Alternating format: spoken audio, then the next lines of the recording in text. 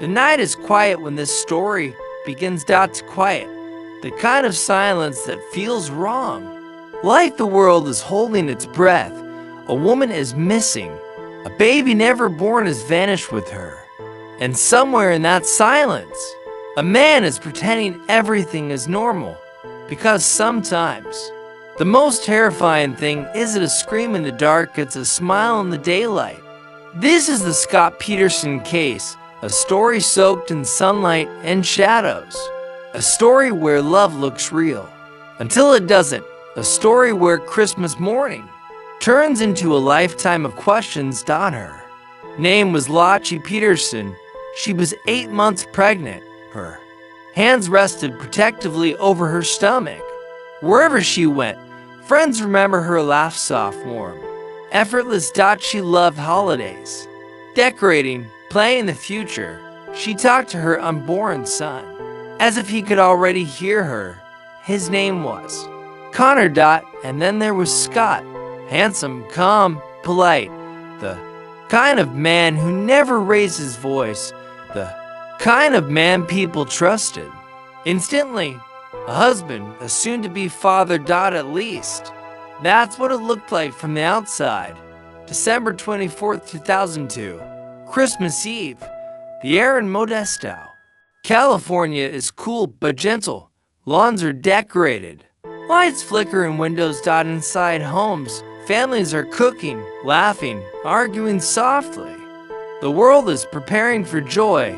Laci wakes up that morning and makes breakfast. She's tired. 8 months pregnant will do that. But she's still thinking about Christmas. Dinner. She's still thinking about the baby. Coming soon, Scott tells her he's going fishing. It's an odd choice. Christmas Eve. Cold water. But his voice is steady, casual, nothing alarming. Laci plans to walk the dog's the last confirmed plan she ever makes. Hours pass. The dog is found wandering the neighborhood. Leash on, owner gone. Inside the house, nothing looks disturbed. No signs of a struggle. No broken glass. No blood. Just absence. Scott comes home later that day. He notices Laci isn't there. He calls her phone. It goes to voicemail. By evening, panic spreads. Friends arrive. Family arrives. Voices overlap. Fear creeps in quietly. Then all at once, the police are called, and Scott is calm. To calm. He stands there with his hands in his pockets, answers questions easily. No tears. No shaking. Just concern measured, controlled, almost rehearsed. The search begins immediately. Volunteers flood the streets. Helicopters hover overhead. Search dogs sniff sidewalks and parks. Her name echoes from megaphones. Laci. No response. Days turn into nights. Candles flicker on sidewalks. Pictures of Laci's smiling face are taped to street poles. A pregnant woman. Vanished. Scott goes on television. He looks straight into the camera. His voice cracks just enough. He says he wants his wife home. He says he misses her. But behind the words, something feels off. Then investigators discover something. Scott wasn't just a husband. He was having an affair.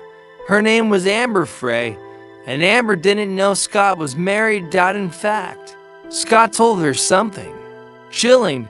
He told her his wife had died before Laci even disappeared. Amber's voice shakes when she realizes the truth.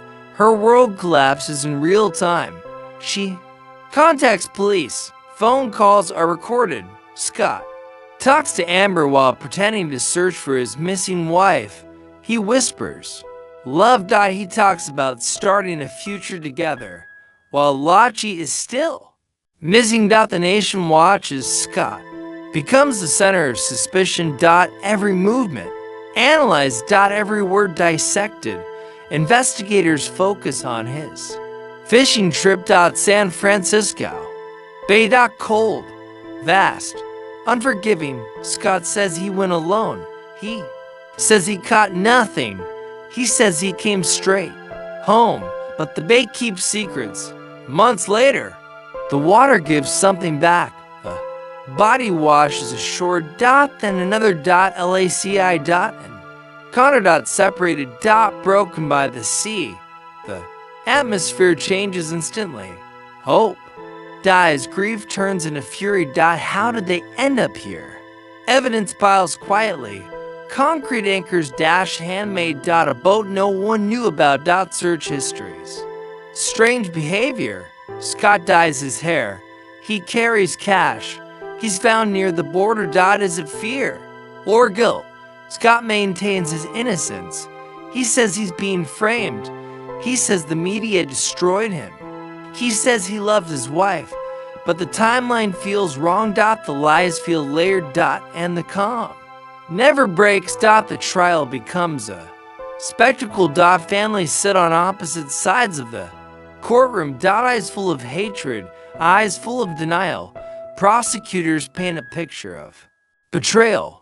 A man who wanted freedom, a man who wanted out dot. Defense claims coincidence, claims weak evidence, claims reasonable doubt, and still questions remain dot. No witnesses to the murder dot, no confession dot, no moment caught on camera, just circumstantial pieces that somehow fit together to well. Scott Peterson is convicted dot, sentenced dot, but even now debates rage. Was he guilty?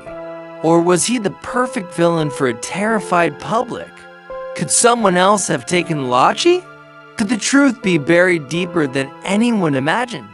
In quiet moments, one question lingers. On Christmas Eve, when the lights were glowing, when the world was celebrating life, what really happened to Laci Peterson? And how well do we truly know the people sleeping beside us? Because sometimes the most dangerous monsters don't hide in the dark. They live in plain sight. If you found this story chilling, subscribe for more mysteries, because some cases never close.